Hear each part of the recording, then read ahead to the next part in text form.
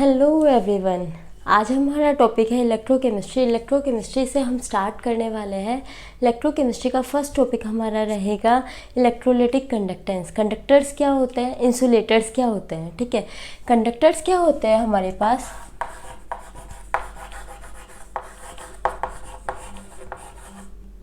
Conductors होते हैं जो इलेक्ट्रिसिटी कंडक्ट करते हैं इजीली इलेक्ट्रिसिटी उनमें से पास हो सकती है, उसे हम क्या बोलते हैं, कंडक्टर्स बोलते हैं। ठीक है, विच कंडक्ट इलेक्ट्रिसिटी, विच, एक होता है कंडक्टर, एक होता है इंसुलेटर।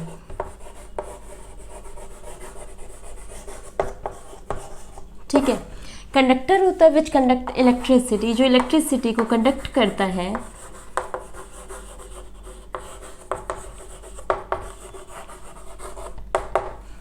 through them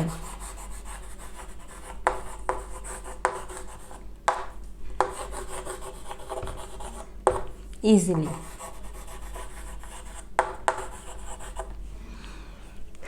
कंडक्टर्स वो सब्सटेंसेस होते हैं जो इलेक्ट्रिसिटी कंडक्ट करते हैं थ्रू देम इजीली, उनके अंदर से हम इजीली इलेक्ट्रिसिटी पास करवा सकते हैं। ठीक है, इंसुलेटर्स क्या होते हैं, which can not pass electricity easily, which can not pass electricity through them।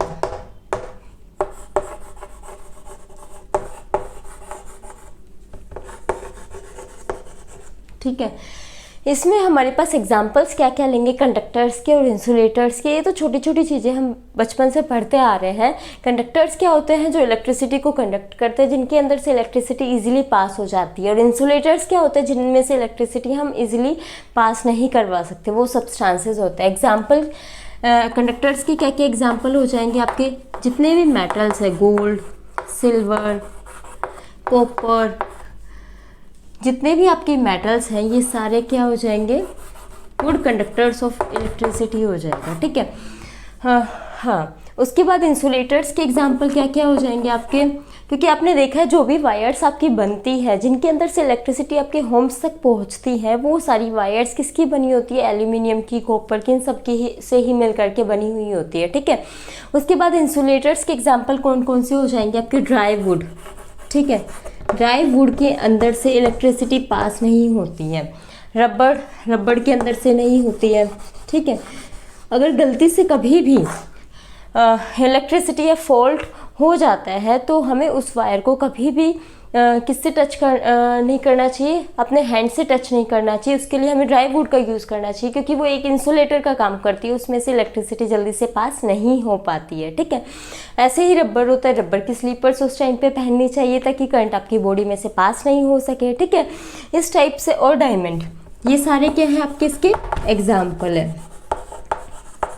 Diamond क्या होता है, बैड कंडक्टर ऑफ इलेक्ट्रिसिटी होता है, जबकि ग्रेफाइट क्या होता है, गुड कंडक्टर ऑफ इलेक्ट्रिसिटी होते हैं। दोनों के दोनों क्या होते हैं, दोनों के दोनों ही हमारे कार्बन के एलोट्रोप्स होते हैं, बट दोनों की प्रॉपर्टीज अलग अलग होती है। ग्रेफाइट की प्रॉपर्टी क्या होती है, गुड कंडक्टर ऑफ इलेक्ट्रिसिटी होता है, इसमें से इलेक्ट्रिसिटी पास हो जाते हैं, तो इसको हम कंडक्टर्स की तरह यूज़ करते हैं। और डायमंड क्या है आपका, डायमंड जिसमें फ्री इलेक्ट्रॉन्स प्रेजेंट नहीं होते, इस वजह से हम उसमें से इलेक्ट्रिसिटी जल्दी से पास नहीं करवा सकते हैं। ठीक है, तो ये थे हमारे इलेक्ट्रोकेमिस्ट्री का first topic, conductors and insulators. Next electrolytes की तरफ बढ़ते हैं। इलेक्ट्रोलाइट्स क्या क्या होते हैं,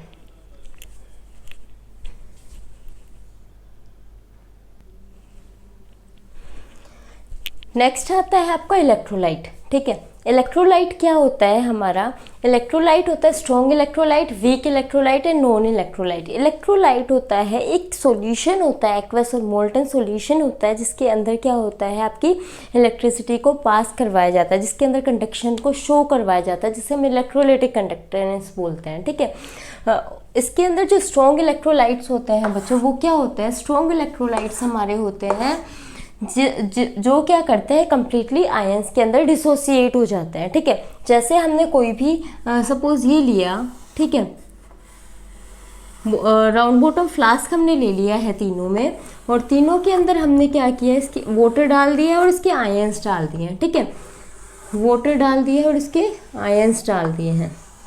ठीक है, ये आयंस है हमारे, ये वाटर है। तो जैसे ही हम वाटर के अंदर कुछ भी डालेंगे, हमने आयंस डाले हैं तो वो आयंस जो है बच्चों वो कम्प्लीटली डिसोसिएट हो जाएंगे, अलग अलग हो जाएंगे आयंस, ठीक है। पूरी तरह अच्छे तरह से आपको दिखेंगे कि वो सेपरेट हो चुके हैं, डिसोसिएट हो चुके हैं, ठीक है। हमने सपोज HCl डाला था, तो HCl जो है वो एक आयनिक कंपाउंड है और आयनिक कंपाउंड हमेशा आयंस के अंदर ही टूटता है, ठीक है। H पॉजिटिव Cl नेगेटिव में ही टूटेगा, ठीक है। तो जैसे ही हमने इसको इसके अंदर डाला है तो ये कैसे टूटेगा, H positive and Cl negative की फॉर्म में ही टूटेगा। तो आप देख रहे हैं यहाँ पे सारे के सारे जो है पॉजिटिव पॉजिटिव नेगेटिव नेगेटिव सब अच्छे से HCl जो है वो डिसोसिएट हो गया, पूरा का पूरा टूट गया है आयंस के अंदर, ठीक है। ऐसे ही वीक इलेक्ट्रोलाइट, वीक इलेक्ट्रोलाइट क्या होता है बच्चा, जो जल्दी से डिसोसिएट नहीं होते हैं, बहुत ही कम एक्सटेंट तक ये डिसोसिएट होता है, पूरा डिसोसिएट नहीं होगा। हम इसमें ये तो कम्प्लीटली डिसोसिएट हो गया था, इट डिसोसिएट्स कम्प्लीटली, ठीक है। ये क्या हो गया था, डिसोसिएट्स कम्प्लीटली, ये कम्प्लीटली हो गया था डिसोसिएट, ठीक है। और ये क्या है, इसमें हमने डाल दिया ऊपर से, इसके एग्जाम्पल कौन कौन से हो जाएंगे बच्चों, HCl आप देख ही चुके हो, सोडियम हाइड्रोक्साइड हो जाएगा, पोटेशियम हाइड्रोक्साइड हो जाएगा, सोडियम क्लोराइड सोल्ट हो जाएगा, अमोनियम क्लोराइड सोल्ट हो जाएगा, ठीक है। ये हमारे पास डिफरेंट स्ट्रॉन्ग इलेक्ट्रोलाइट के एग्जाम्पल है। सिंपल सी क्या टेक्निक है इसमें, ये है कि ये सिंपल सा क्या फंड है इसमें कि डिसोसिएट हो जाते हैं कम्प्लीटली किसके अंदर, इसके आयंस के अंदर। और ये क्या है, इलेक्ट्रोलाइट है, वीक इलेक्ट्रोलाइट, ठीक है। तो वीक इलेक्ट्रोलाइट के अंदर बच्चों क्या है, ये जो है इट डिसोसिएट पार्शली, जैसे हमने इसमें एग्जाम्पल ले लिया CH3COH, इसका नाम क्या है, एसिटिक एसिड, ठीक है। ये क्या होगा, डिसोसिएट्स पार्शली, ये पार्शली डिसोशिएट होगा बच्चों, कंप्लीट डिसोशिएट नहीं होगा, ठीक है। पार्शली डिसोशिएट होगा, कंप्लीट नहीं होगा, यही है वीक इलेक्ट्रोलाइट हमारा। जैसे ही हमने वाटर के अंदर इसको डाला है तो ये कंप्लीट डिसोसिएशन शो नहीं करेगा हमारा, इसके साथ जो है कुछ जो है वो अटैच रहेंगे हमारे, ठीक है, इक्विलिब्रियम फॉर्म में। और ये हमेशा किसकी फॉर्म में एग्जिस्ट करता है, इक्विलिब्रियम फॉर्म में एग्जिस्ट करता है बच्चों। देखो ये क्या किसका साइन होता है, इक्विलिब्रियम का साइन होता है। तो ये क्या हो जाएगा, CH positive and CH3CO negative, ठीक है। ये है अमोनियम हाइड्रोक्साइड है, NH4OH, वो किस में टूट जाएगा बच्चों, वो पार्शली डिसोशिएट होगा, नॉट द कंप्लीट। तो क्या आएगा, NH4 पॉजिटिव प्लस में OH नेगेटिव, ये आ जाएगा हमारे पास, ठीक है। ये स्ट्रॉन्ग इलेक्ट्रोलाइट है, ये वीक इलेक्ट्रोलाइट है, नॉन इलेक्ट्रोलाइट। नॉन इलेक्ट्रोलाइट के अंदर क्या होगा बेटा, कोई डिसोसिएशन शो नहीं करेगा। ये क्या है बेटा, वीक इलेक्ट्रोलाइट के अंदर हमें कोई एक्वस सॉल्यूशन तो हमें तीनों के अंदर चाहिए, लेकिन नॉन इलेक्ट्रोलाइट के अंदर जो है वो किसी भी सॉल्यूशन के अंदर डिसोसिएट नहीं होंगे, वो जैसे है वो उसी फॉर्म में, जो एटम हमने डाला है वो उसी फॉर्म में ही रहेंगे, ठीक है। डिसोसिएशन शो करेंगे ही नहीं, ये एटम है। और इसके अंदर हम किसके एग्जाम्पल ले सकते हैं, आपका शुगर ले सकते हो, C12H22O11, ये क्या है, शुगर है, ठीक है, शुगर ले सकते हो। ग्लूकोज ले सकते हो, C6H12O6, ये क्या है, ग्लूकोज है, ग्लूकोज, ठीक है। शुगर हो गया, ग्लूकोज हो गया, इथाइल अल्कोहल हो गया, C2H5OH, ठीक है। ये क्या है, इथाइल अल्कोहल। ये क्या होगा बच्चों, ये कभी भी किसी में भी डिसोसिएट नहीं होगा हमारा, ठीक है। ये नोट डाउन कर लीजिए जल्दी से, उसके बाद आगे बढ़ते हैं।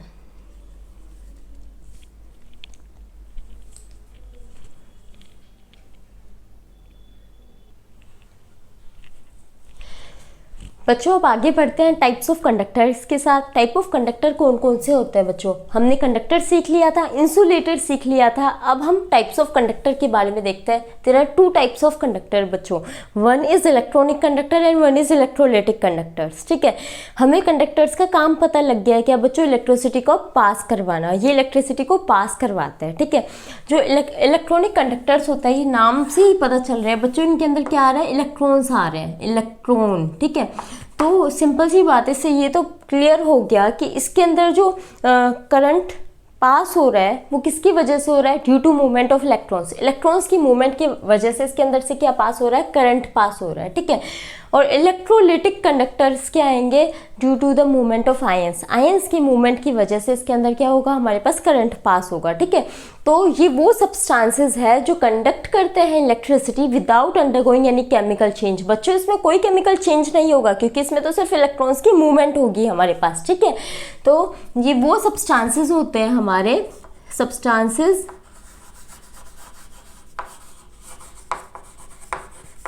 which conduct electricity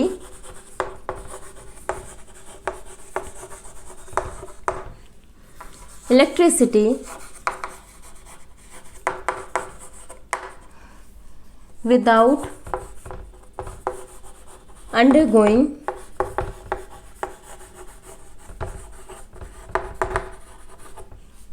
any chemical decomposition, any chemical change।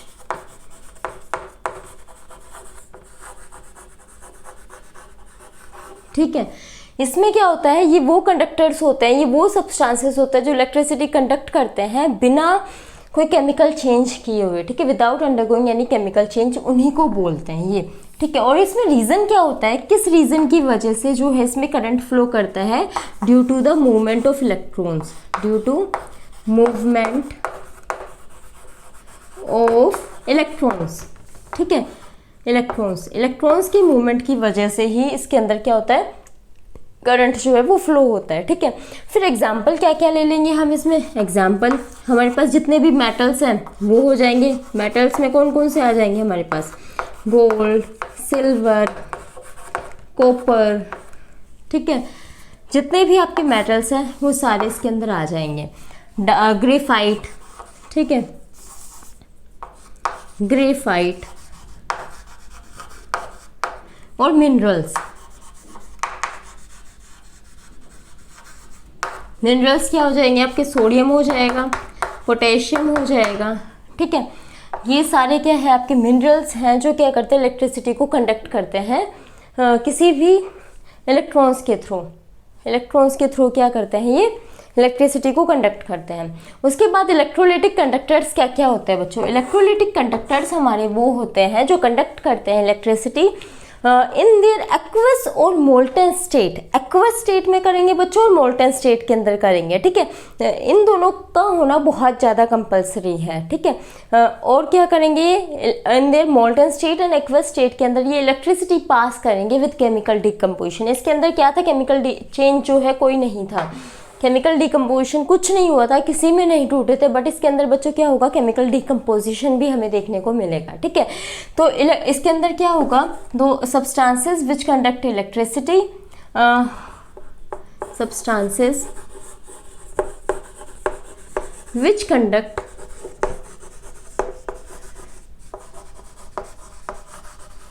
Electricity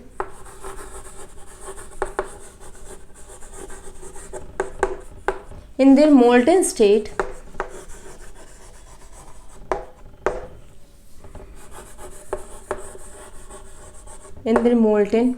or aqueous state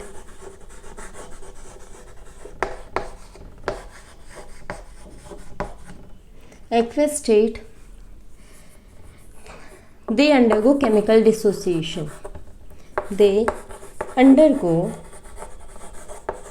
chemical decomposition.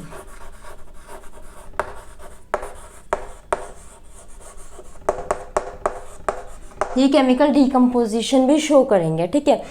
इसमें एग्जांपल्स क्या क्या हो जाएंगे, एग्जांपल्स, और बच्चों इसके अंदर किसकी वजह से जो होता है मूवमेंट ऑफ करंट होता है वो होता है हमारा आयंस की वजह से, ठीक है। Due to movement of ions जो है वो क्या करते हैं, ये due to movement of ions, ठीक है, आयंस, क्योंकि इसमें इलेक्ट्रोलाइट हमारे पास होता है, हमारे पास मोल्टन या फिर एक्वस स्टेट में जो सॉल्यूशन पाया जाता है, जो हमारे पास इलेक्ट्रोलाइट प्रेजेंट होता है उसके अंदर क्या हो जाता है, डिसोसिएट हो जाता है हमारे पास आयंस का, और वो ही आयंस जो होते हैं इलेक्ट्रिसिटी को प्रोड्यूस करवाते हैं, ठीक है। एग्जाम्पल हो जाएगा आपका एक्वस एसिड बेसिक और सोल्ड सॉल्यूशन, बेस और सोल्ड सॉल्यूशन। ठीक है, ये क्या हो गया हमारे पास कंप्लीट, इसका हो गया कि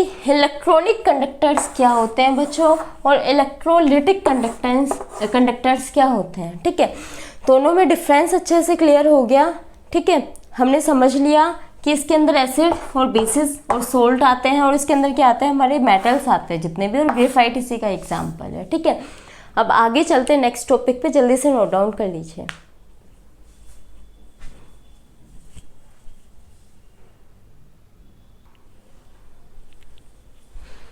देखो बच्चों, नेक्स्ट क्या है, फैक्टर्स अफेक्टिंग इलेक्ट्रोलिटिक कंडक्टेंस। ठीक है, हम इलेक्ट्रोलिटिक कंडक्टेंस लास्ट उसके अंदर देख चुके हैं कि इलेक्ट्रोलिटिक कंडक्टेंस क्या होती है, समझ चुके हैं अच्छे से। ठीक है, due to movement of ions उसके अंदर क्या होता है, करंट पास होता है। अब ऐसे कौन कौन से फैक्टर हैं जो हमारी इलेक्ट्रोलिटिक कंडक्टेंस को अफेक्ट करते हैं। यहाँ पे 4 टाइप के फैक्टर्स है बच्चों। इंटर आयनिक इफेक्ट, फर्स्ट क्या है हमारा, इंटर आयनिक इफेक्ट, इंटर आयनिक इफेक्ट। ठीक है, सेकंड क्या है हमारे पास, सेकंड है solution ion effect, solution ion effect. ठीक है, जो इंटर आयनिक इफेक्ट है उसमें क्या होता है, देखो इंटर आयनिक इफेक्ट के अंदर होता है बच्चों हमारा इंटरेक्शन होता है, ये एक अट्रैक्शन होती है किस किस के बीच में, between the ions of the electrolyte. जिस सॉल्यूशन के अंदर हमने जो इलेक्ट्रोलाइट ले रखा है ना बच्चों, उस इलेक्ट्रोलाइट के आयंस के बीच में किस टाइप की अट्रैक्शन है, उसे ही हम क्या बोलते हैं, इंटर आयनिक अट्रैक्शन बोलते हैं। ठीक है, या फिर आप बोल सकते हो सोल्यूट सोल्यूट इंटरेक्शन भी बोल सकते हैं। दूसरा नाम क्या हो जाएगा इसका, सोल्यूट सोल्यूट इंटरेक्शन। ठीक है, सोल्यूट इंटरेक्शन। इसके अंदर क्या होगा, किस किस के बीच में है, between the ions of electrolyte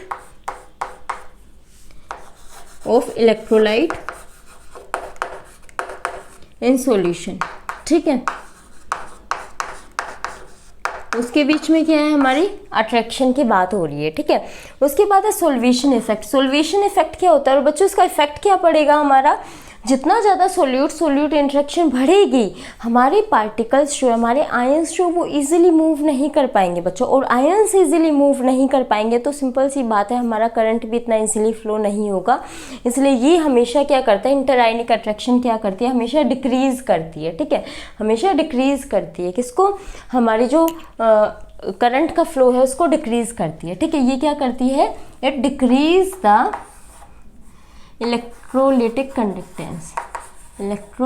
जैसे जैसे आपका ये बढ़ेगा, सोल्यूट सोलवेंट इफेक्ट जैसे जैसे बढ़ेगा, तो आपकी जो इलेक्ट्रोलिटिक कंडक्टेंस है वो क्या होगी, आपकी डिक्रीज होती जाएगी। ठीक है, वो क्या हो जाएगी, डिक्रीज हो जाएगी। उसके बाद है सोल्वेशन इफेक्ट।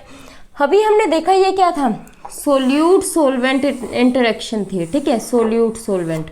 और क्या है, सोल्वेशन इफेक्ट क्या है, सोल्वेशन आयन इफेक्ट होता है बच्चों, it is the attraction between the ions of the electrolyte. जो इलेक्ट्रोलाइट के आयंस है उनके बीच में और जो मॉलिक्यूल है सोलवेंट के उनके बीच में। ठीक है, तो इसका दूसरा नाम क्या हो जाएगा, क्योंकि हमने एक तरफ इलेक्ट्रोलाइट लिया है और एक तरफ हमने क्या लिया है, सोल्यूट लिया, सोलवेंट लिया है। ठीक है, तो इसका नाम हो जाएगा दूसरा सोल्यूट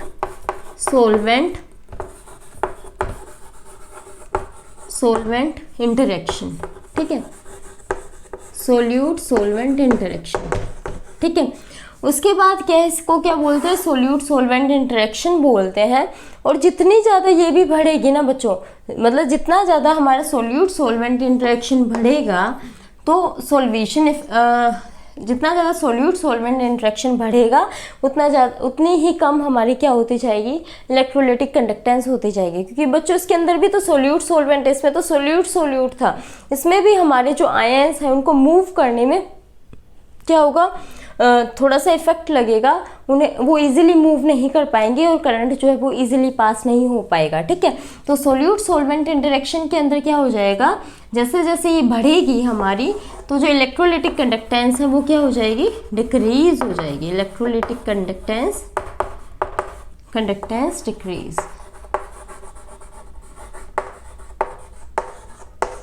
इलेक्ट्रोलाइटिक कंडक्टेंस क्या हो जाएगी हमारी, डिक्रीज हो जाएगी। ठीक है, ये 2 पॉइंट थे, 2 पॉइंट अभी डिस्कस करते हैं। पहले एक बार इसको अच्छे से समझ लो कि ये है क्या। अगर नहीं समझ आता है, डाउट है, तो आप मुझसे पूछ सकते हैं कमेंट बॉक्स में।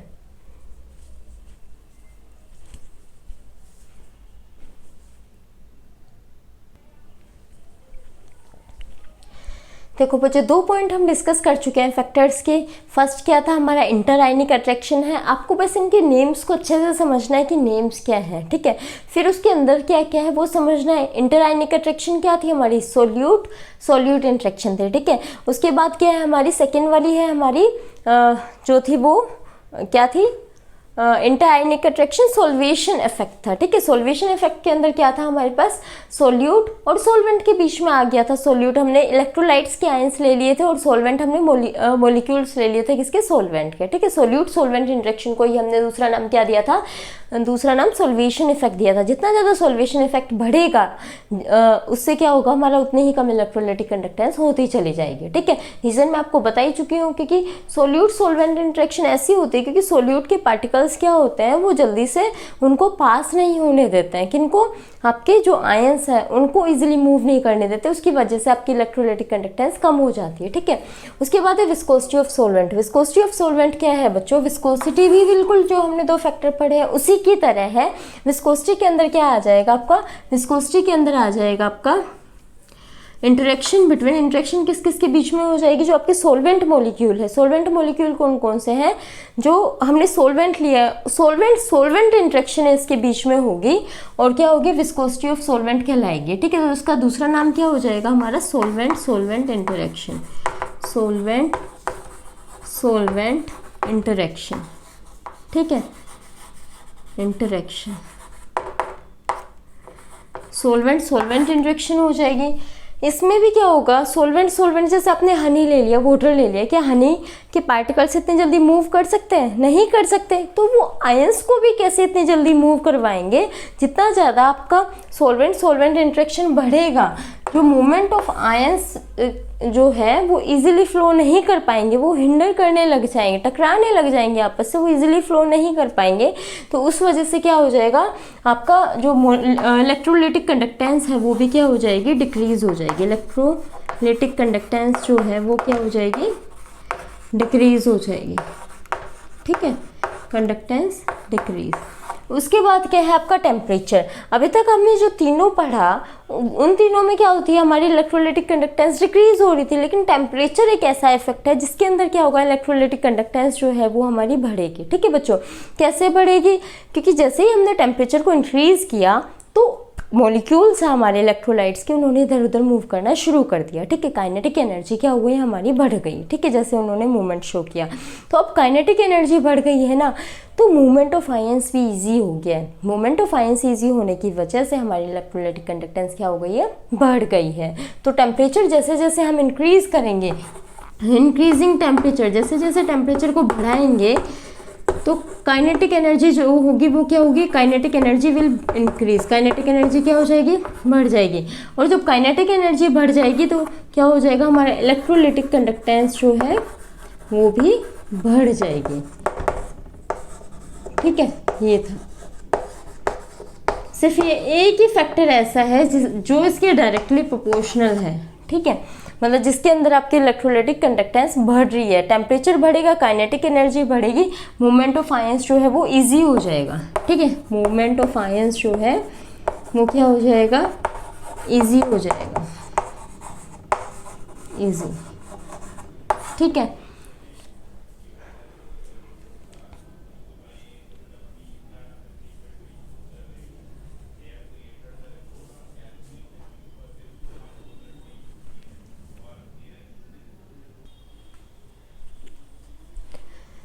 अभी हमने इलेक्ट्रोलाइटिक कंडक्टेंस को अच्छे से समझ लिया है। इलेक्ट्रोलाइटिक कंडक्टेंस के फैक्टर्स कौन कौन से उसको अफेक्ट करते हैं, वो सारे फैक्टर्स हमने अच्छे से डिस्कस कर लिए हैं। ठीक है, अब नेक्स्ट टॉपिक है हमारा इलेक्ट्रिकल रेजिस्टेंस एंड कंडक्टेंस। ठीक है, इलेक्ट्रिकल रेजिस्टेंस क्या होता है बच्चों, इसको वन बाय वन हम स्टेप बाय स्टेप समझेंगे। ठीक है, हमने बचपन में 10th क्लास में पढ़ा था, क्या पढ़ा था, एक ओम्स लॉ नाम का भी कुछ होता है, फिजिक्स में पढ़ा था। ठीक है, ओम्स लॉ जैसे मेटेलिक कंडक्टर्स पे अप्लाई होता है ना बच्चों, ऐसे ही हम इलेक्ट्रोलाइटिक कंडक्टर्स के लिए भी अप्लाई कर सकते हैं। तो थोड़ा सा रिवाइज करो, ओम्स लॉ था क्या हमारा?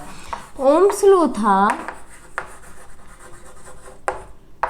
जिसके अंदर क्या था ओम्स लॉ में, I is equal to IR, ठीक है, ये था। अब ये टर्म्स क्या क्या थी तो थोड़ा सा रिमाइंड कर लेते हैं। क्या था? ये क्या है हमारे पास? कंडक्टर माना हमने कोई भी, ठीक है। इस कंडक्टर के अंदर इसकी लेंथ हमने क्या मान ली है? L मान लिए। कंडक्टर हम सिंपल कोई भी वायर ले रहे हैं, ठीक है, कुछ भी चेंज नहीं हुआ है, एक वायर ली है बस।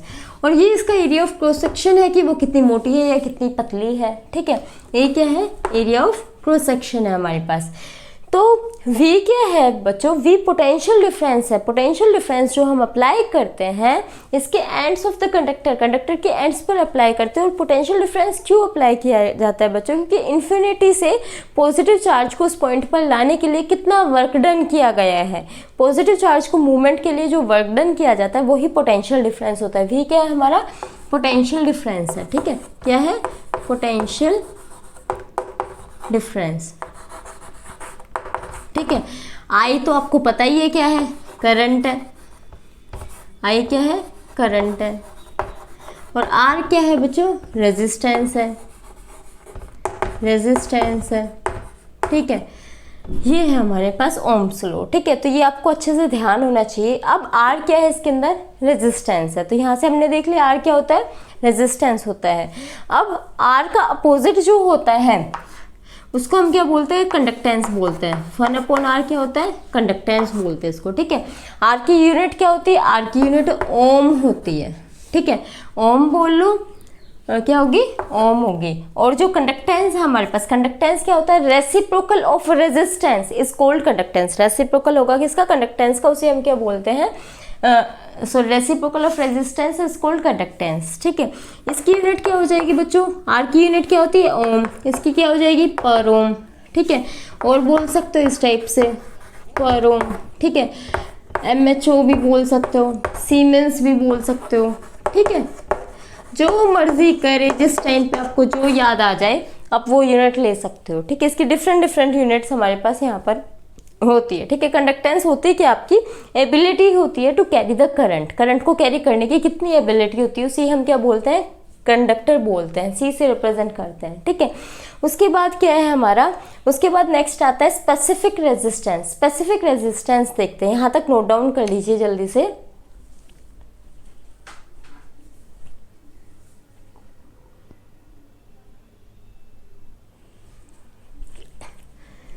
नेक्स्ट क्या है? स्पेसिफिक रेजिस्टेंस एंड कंडक्टेंस, ठीक है। तो स्पेसिफिक रेजिस्टेंस किसे देखते हैं, किसे कहते हैं? R क्या था हमारा? रेजिस्टेंस था। अब रेजिस्टेंस किसी ना किसी के डायरेक्टली प्रोपोर्शनल होगा, और वो किसके डायरेक्टली प्रोपोर्शनल है? जो ये हमारा कंडक्टर है, इस कंडक्टर की लेंथ के डायरेक्टली प्रोपोर्शनल है। किसके डायरेक्टली प्रोपोर्शनल है? कितना लंबा है उसके डायरेक्टली प्रोपोर्शनल है, ठीक है। और क्या है? ये एरिया ऑफ क्रॉस सेक्शन की, ये कितना मोटा है आपका, कितना पतला है, इसके डायरेक्टली प्रोपोर्शनल है, ठीक है। तो R क्या है? डायरेक्टली प्रोपोर्शनल है किसके? A के। तो फर्स्ट इक्वेशन से और सेकंड इक्वेशन से बच्चों क्या आ गया है? R जो है सॉरी ये क्या आ जाएगा? ये, ठीक है। तो फर्स्ट और सेकंड इक्वेशन से क्या हो जाएगा? L/में ये हो जाएगा, ठीक है। अब इसके अंदर क्या है बच्चों? फर्स्ट और सेकंड डायरेक्टली प्रोपोर्शनल है L के और इन्वर्सली प्रोपोर्शनल है A के। तो ये क्यों है? क्योंकि लेंथ के तो इसलिए डायरेक्टली प्रोपोर्शनल है। आप इसको बढ़ाते जाओ, ठीक है। तो क्या होगा? लेंथ जितनी ज़्यादा बढ़ती जाएगी तो रेजिस्टेंस भी आपका उतना ज़्यादा बढ़ेगा। दोनों डायरेक्टली प्रोपोर्शनल है, जितनी लेंथ बढ़ी उतना रेजिस्टेंस बढ़ा, ठीक है। मतलब मूवमेंट ऑफ आयंस जो है, पहले छोटी वायर के अंदर मूव कर रहे थे और लेंथ बढ़ा दिए तो वो बड़ी वायर के अंदर मूव कर रहे हैं, ठीक है। तो क्या हो गया हमारे पास? लेंथ क्या हो गई है उसकी? बढ़ गई है। ऐसे ही आपका क्या हो जाएगा? एरिया हो जाएगा। एरिया क्या है? हमने दो पाइप ले ली, एक पतली पाइप ली है, एक मोटी पाइप ली है।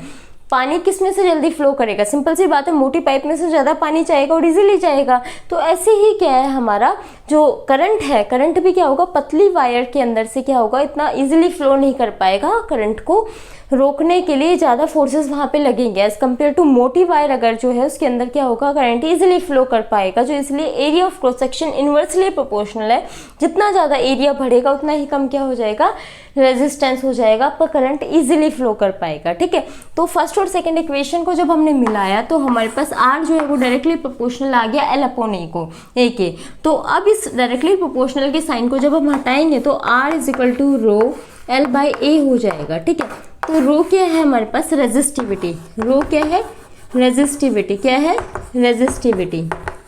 रेजिस्टिविटी बोल लो और स्पेसिफिक रेजिस्टेंस बोल लो, जो आपका मन करे वो बोल सकते हो। ठीक है, स्पेसिफिक रेजिस्टेंस। हाँ, ठीक है, रेजिस्टिविटी और स्पेसिफिक रेजिस्टेंस। रो जो है ये आपकी स्पेसिफिक रेजिस्टेंस है। अब इसकी यूनिट देखते हैं, रो की यूनिट कैसे निकालते हैं। रो को तो यहीं पर रखेंगे, ए को इधर ले जाएंगे और लेंथ को नीचे लेके जाएंगे। तो रो क्या आ जाएगा हमारे पास, R multiply A divided by L. क्या हो जाएगा, आर की यूनिट क्या है, ओम, ए की यूनिट है सेंटीमीटर स्क्वायर और इसकी क्या है, सेंटीमीटर है। ठीक है, ये कैंसिल हो जाएगा। ओम सेंटीमीटर जो है किसकी यूनिट हो जाएगी, रो की यूनिट हो जाएगी आपके पास। समझ गए, ओम सेंटीमीटर।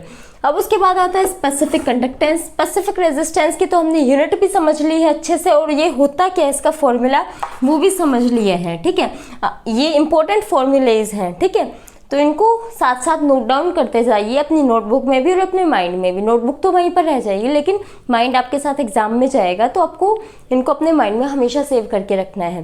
कंडक्टेंस क्या होती है आपकी, स्पेसिफिक कंडक्टेंस क्या होती है, स्पेसिफिक कंडक्टेंस को हम रिप्रेजेंट करते हैं कापा से। और कापा क्या होती है हमारे पास, रेसिप्रोकल होता है किसका, स्पेसिफिक रेजिस्टेंस का। इसको क्या बोलते हैं, स्पेसिफिक रेजिस्टेंस, स्पेसिफिक रेजिस्टेंस। ठीक है, हाँ, ये क्या होगी, इन्वर्सली प्रोपोर्शनल होगी आपके स्पेसिफिक रेजिस्टेंस के। अब रो की वैल्यूज पुट कर दो। रो की वैल्यूज हमारी आई थी, क्या थी, ये थी। तो ये सारी वैल्यूज जब इसमें पुट करेंगे तो क्या हो जाएगा, कापा इज इक्वल टू 1 अपॉन में आर मल्टीप्लाई ए अपॉन में एल। ठीक है, ये आ जाएगा। अब इसकी यूनिट पर ओम और इसकी यूनिट रखेंगे तो centimetre divided by centimetre square. ये कैंसिल हो जाएगा, क्या बचेगा, पर ओम पर सेंटीमीटर इसकी यूनिट हो जाएगी, पर ओम पर सेंटीमीटर। ठीक है, ये था कंप्लीट यहाँ तक का स्पेसिफिक रेजिस्टेंस और स्पेसिफिक कंडक्टेंस का। इसे जल्दी से नोट डाउन कर लीजिए नोटबुक में, ताकि आपके एग्जाम्स के लिए आप साथ साथ नोट्स प्रिपेयर करते रहें। और नेक्स्ट टॉपिक स्टार्ट करते हैं, equivalent conductance and specific conductance.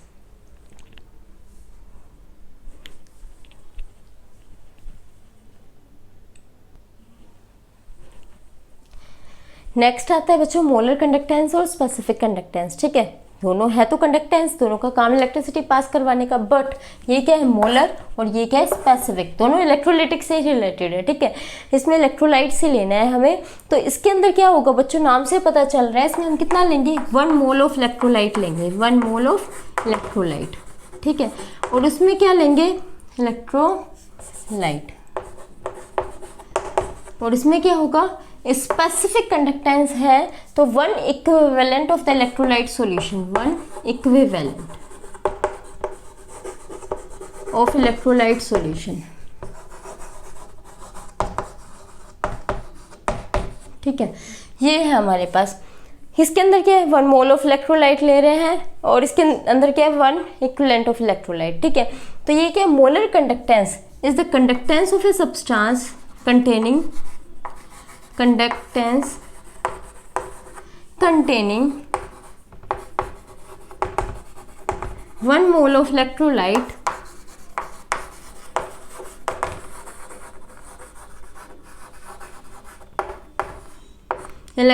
between two parallel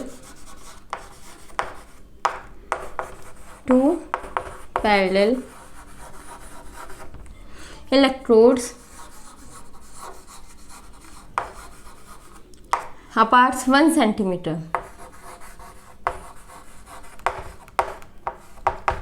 means क्या है बच्चों, इसमें कंडक्टेंस ये वो कंडक्टेंस है, मोलर कंडक्टेंस ये वो कंडक्टेंस है जो कंटेन करके रखती है 1 mole of electrolyte between 2 parallel electrode. इसके अंदर क्या होगा, हमारे पास 2 पैरेलल इलेक्ट्रोड्स हमारे लिए जाएंगे इस टाइप से, ठीक है। इसको हम कनेक्ट करेंगे हमारे सेल से या फिर बैटरी से, और दोनों के दोनों क्या होंगे, 1 सेंटीमीटर अपार्ट होंगे, ठीक है।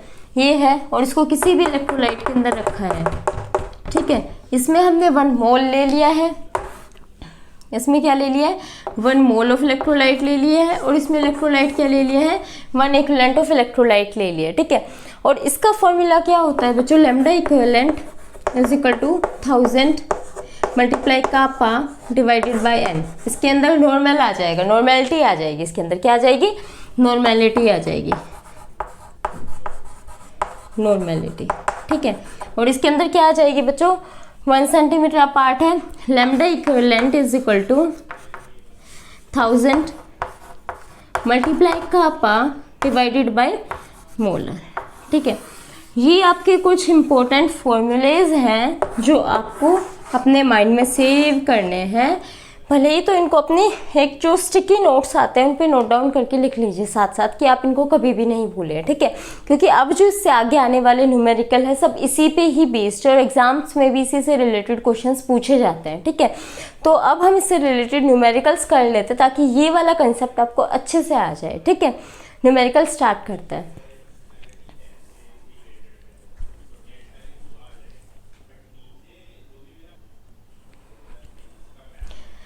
बच्चों अब इनके न्यूमेरिकल करते हैं, हमारे इक्विवेलेंट कंडक्टेंस के और इक्विवेलेंट कंडक्टेंस के न्यूमेरिकल्स करते हैं, ठीक है।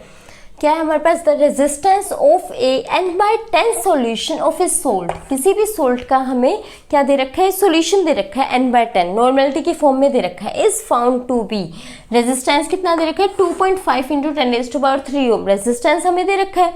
उसके बाद क्या है, कैलकुलेट इक्विवेलेंट कंडक्टेंस, हमें क्या निकालनी है बच्चों, इक्विवेलेंट कंडक्टेंस निकालनी है, ठीक है। तो इक्विवेलेंट कंडक्टेंस का फॉर्मूला जल्दी से अपने माइंड में रिमाइंड कर लो, क्या था, अभी आप पढ़ के आए हो, क्या था, lambda equivalent is equal to 1000 multiply में n kappa divided by n, यही था बच्चों। अब निकाल लो कापा क्या होता है, kappa is equal to 1 by क्या था, 1 by r multiply l by a, ठीक है, ये था। अब बच्चों आप सोचोगे मैम इसमें तो क्या दे दिया है, सेल कांस्टेंट दे दिया है, सेल कांस्टेंट कोई बात नहीं बच्चों, कोई दिक्कत नहीं है। L/A का दूसरा नाम ही क्या होता है, सेल कांस्टेंट होता है। आपको वैल्यूज पुट करनी है और किसकी वैल्यू निकालनी है, सिंपल हमें लैम्डा इक्विवेलेंट की वैल्यू निकालनी है। 1/r कितना दे रखा है बच्चों, 1/2.5 मल्टीप्लाई 10⁻³ ओम, यूनिट्स को आपको साथ ले करके चलना है, 1.15 पर सेंटीमीटर, ठीक है। ये आ गई है हमारी कंप्लीट इसकी वैल्यू। इसको क्या बोलते हैं बच्चों, सेल कांस्टेंट। घबराना नहीं है न्यूमेरिकल को देख करके, आपको केमिस्ट्री में सिर्फ न्यूमेरिकल्स पे पकड़ बनानी है बच्चों, क्योंकि न्यूमेरिकल्स अगर आपके अच्छे से हो गए ना तो पेपर में मार्क्स नहीं आने से आपको कोई नहीं रोक सकता, मतलब आपके मार्क्स आकर ही रहेंगे, ठीक है। न्यूमेरिकल में आपके मार्क्स कहीं नहीं कटेंगे अगर आपको फॉर्मूला अच्छे से याद है, आपने कैलकुलेशंस की अच्छे से प्रैक्टिस की हुई है। तो देखो नेक्स्ट क्या है, 1000 मल्टीप्लाई कापा, कापा की वैल्यू क्या आई है, ये आई है, पुट कर दो 1/2.5 मल्टीप्लाई बाय 10⁻³ मल्टीप्लाई 1.15 ओम पर सेंटीमीटर, ठीक है, ये था। और नॉर्मेलिटी का है बच्चों, नॉर्मेलिटी नीचे है, कितना दे रखा है, n/10 दे रखा है, तो 0.1 हो जाएगा, ठीक है। इसको मैं अभी के लिए रब कर रही हूँ क्योंकि आपने साथ साथ नोट डाउन कर लिया होगा, समझ भी लिया होगा, ठीक है। आपको क्या करना है, मेरे करवाने के बाद आपको सिर्फ क्वेश्चंस नोट डाउन करने हैं, आंसर्स आपको खुद से ट्राई करने हैं, ठीक है, आपकी ज़्यादा से ज़्यादा प्रैक्टिस हो सके। तो नीचे वाला मैं अभी के लिए रब कर रही हूँ एक बारी।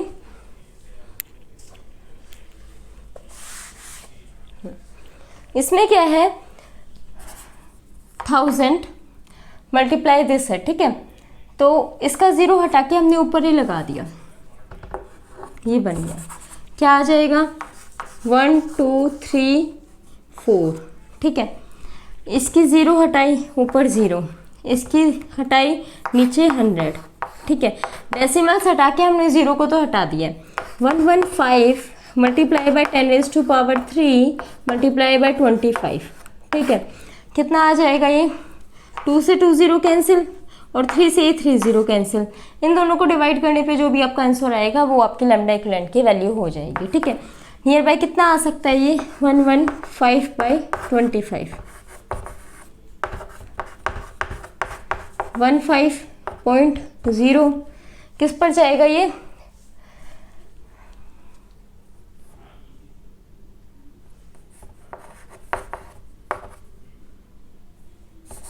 7 पे जाएगा ये। 7 पे भी ज़्यादा जा रहा है, 6 पे। ठीक है, किस पे जाएगा? 6 पे। कंप्लीट कट जाएगा। कितना आएगा? 4.6 आपका ये आ जाएगा। 4.6। ठीक है, और यूनिट क्या आएगी आपकी? पर ओम, पर सेंटीमीटर और पर इक्विवेलेंट। समझ गए? तो घबराना बिल्कुल नहीं है, न्यूमेरिकल्स बिल्कुल इजी है। ठीक है, सेकंड न्यूमेरिकल की तरफ बढ़ते हैं। सेकंड न्यूमेरिकल क्या है? 0.25 normal solution of a salt. कोई भी सोल्ट दे दिया हमें, ठीक है, और उस सोल्ट का हमने कितने नॉर्मल दे रखा है? 0.25 दे रखा है। Placed between 2 platinum electrode. बच्चों इलेक्ट्रोड का नाम भी दे रखा है इन्होंने, प्लेटिनम इलेक्ट्रोड। तो प्लेटिनम किसकी फॉर्म में यूज किया जाता है? इलेक्ट्रोड्स की फॉर्म में यूज किया जाता है। 10 सेंटीमीटर अपार्ट, और दूरी कितनी दे रखी है उनके बीच में? 10 सेंटीमीटर दे रखी है। ठीक है, जो इलेक्ट्रोड्स है, प्लेटिनम के 2 इलेक्ट्रोड है, उनके बीच की दूरी कितनी दे रखी है? 10 centimetre. And the area of cross section, area भी आपको दिया हुआ है, वो कितना है? 4 सेंटीमीटर स्क्वायर है। और हैज द रेजिस्टेंस 25 ओम, जिसका रेजिस्टेंस कितना दे रखा है? 25 ओम। आपको क्या निकालनी है? इक्विवेलेंट कंडक्टेंस निकालनी है। जल्दी से फॉर्मूला रिवाइज करके अपने नोटबुक में साथ साथ लिखो। क्या आएगा? Lambda equivalent is equal to 1000 multiply by kappa divided by n। ठीक है, तो मैं डायरेक्ट लिख रही हूँ बच्चों, क्या होगी? 1000 मल्टीप्लाई कापा की वैल्यू क्या है? 1/r, r की वैल्यू क्या है? 25 multiply by l by a। l की वैल्यू कितनी है इसके अंदर? l की वैल्यू है बच्चों 10 और a की वैल्यू कितनी है? 4। ठीक है, ये सेंटीमीटर और ये सेंटीमीटर स्क्वायर। ठीक है, और डिवाइडेड बाय क्या हो जाएगा आपका? n। n की वैल्यू कितनी है? n की वैल्यू है बच्चों 0.25 नॉर्मल। ठीक है, 0.25 नॉर्मल।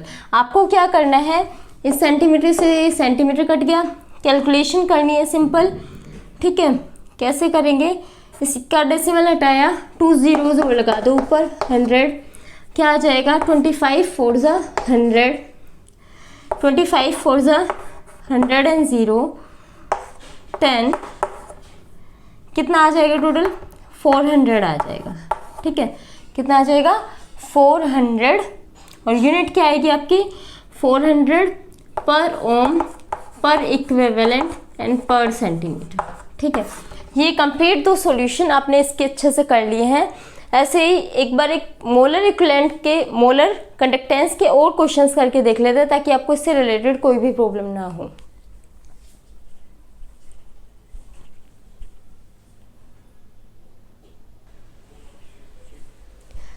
बच्चों अब करते हैं नेक्स्ट सॉल्यूशन, किस पर? मोलर कंडक्टेंस पे। ठीक है, इसमें क्या है बच्चों? रेजिस्टेंस दे रखा है m/10 सोल्ट सॉल्यूशन का। सॉल्यूशन की कंसंट्रेशन कितनी दे रखी है बच्चों? m/10।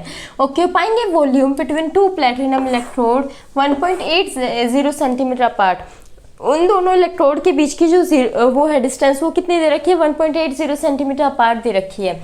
And 5.4 centimetre square in area. Area के अंदर ये क्या है? 5.4 सेंटीमीटर स्क्वायर है। वॉज फाउंड टू बी 16 ओम। कितना ओम था हमारे पास? 16 ओम उसका रेजिस्टेंस था। ठीक है, आपको मोलर कंडक्टेंस निकालनी है। मैं डायरेक्ट कर रही हूँ। मोलर कंडक्टेंस का फॉर्मूला जल्दी से अपने माइंड में रिमाइंड करिए क्या था, और नोट डाउन कीजिए। Lambda m is equal to 1000 multiply by kappa divided by m। ठीक है, 1000 मल्टीप्लाई बाय कापा, कापा की वैल्यू कितनी हो जाएगी हमारे पास? 1/r। रेजिस्टेंस कितना है बच्चों हमारे पास? 16 ओम। ठीक है, तो 16 ओम रख दिया हमने यहाँ पे। और l की वैल्यू ऊपर कितनी आ जाएगी? 1.8, और नीचे कितनी आ जाएगी? 5.4, और यहाँ पर कितनी आ जाएगी इसकी वैल्यू? 0.1। ठीक है, अब इसको सोल्व करना है। सिंपल, इसका डेसिमल हटाया और इसका डेसिमल, दोनों के डेसिमल्स कैंसिल हो गए, हटा दिया। अब इसका डेसिमल हटाया, और यहाँ पर कितना आ गया, 10 आ गया। ठीक है, तो कितना आ जाएगा, इसको सोल्व करेंगे तब।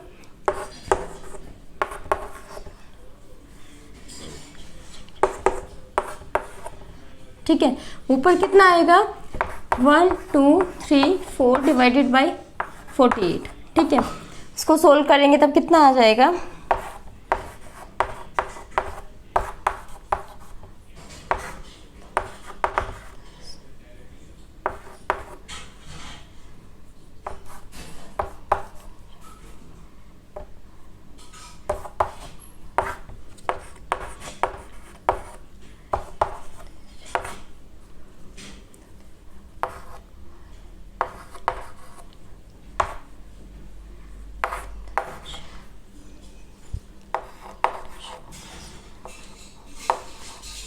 नियर बाय कितना आएगा, ये 208.3 आएगा। ठीक है,